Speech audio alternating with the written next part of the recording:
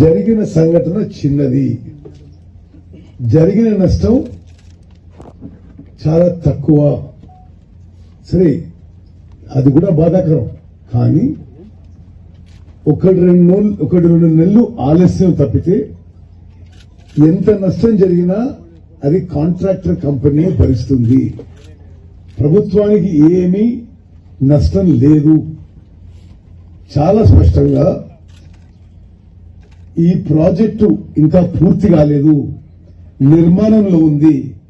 నిర్మాణంలో ఉన్న ప్రాజెక్టు పూర్తి చేసి అన్ని విధాలుగా పూర్తయిన తర్వాత ప్రభుత్వానికి అప్పచెప్పాలి. ప్రస్తుతం నిర్మాణంలోనే ఉంది. మరి జరిగిన సంఘటన, యాక్సిడెంట్ దురదృష్టకరం, బాధాకరం. కానీ ఆ విషయాన్ని